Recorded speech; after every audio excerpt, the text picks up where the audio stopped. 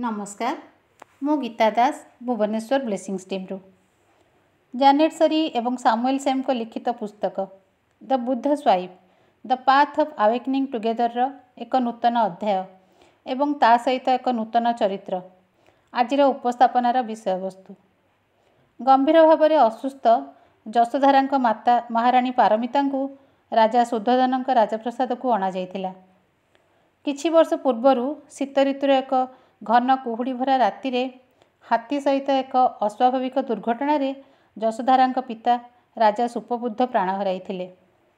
महाराजा शुद्धोधन निजर घनिष्ठ संपर्किया राणी पारमिता जशोधारा महाराणी प्रजापति एवं अन्य अंतवासिनी तत्वावधान रे रहिबा पई अनुरोध जणाइथिले।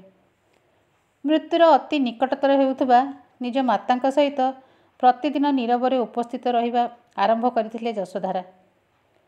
कन्या सहित पुनर्बार मिलित होई आनंदित थिले राणी पारमिता एवं एकत्र भावरे निज जीवन विषय रे वार्तालाप एक गभीर खुशीर स्मृतिचारण थिला। जशोधारा हृदयंगम करने आरंभ करथिले। जीवनर आदि और अंत, बंधन रे रहिबा और बंधन मुक्त हेबा, जन्म और मृत्यु सहित प्रथम श्वास और शेष निश्वास, जहाँकि समग्र विश्वर जीवन चक्र। निजर पुत्र पाई भक्तिपूत साधना एवं प्रतिष्ठित मंडली रे अन्यमानक सहित संपर्क जीवनर सेही परिसीमा को प्रसारित करने पाई समर्थ होइथिला। मृत्युर प्रतिक्षणर प्रक्रिया सहित मनोयोग सह उपस्थित रही दृढ़ प्रतिज्ञ भाव में सजाग रहिबा पाई निजको समर्पण करथिले जशोधारा।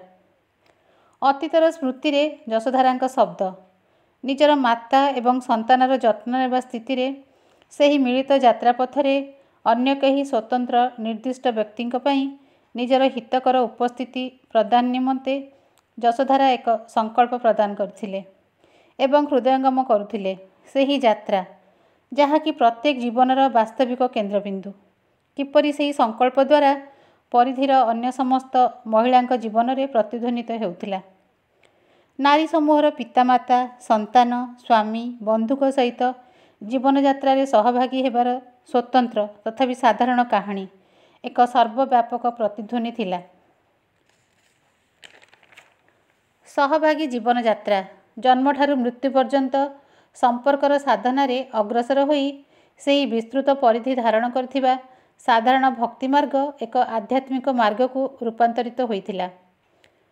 सेही सिद्धांत को गुरुत्व देवा पई जशोधारा मस्तक अवनत करथिले।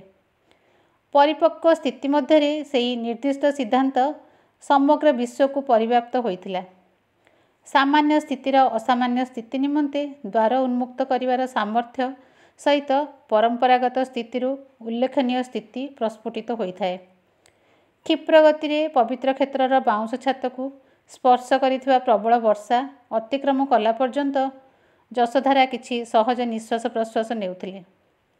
जशोधारा को उपलब्धि हेउथिला परिस्थिति जहाँ हेउना काहीकि सही पवित्र परिधि को स्पर्श करी निज निजर उपस्थिति द्वारा समस्त सदस्य एक मिलित अभिप्राय निमंते सहभागी साधना सहित एक उन्नति पथरे यात्रा करुथिले।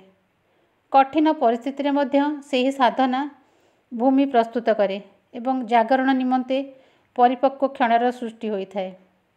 ए थिला आजिर अध्याय। समस्त श्रोताबंधु को अशेष धन्यवाद।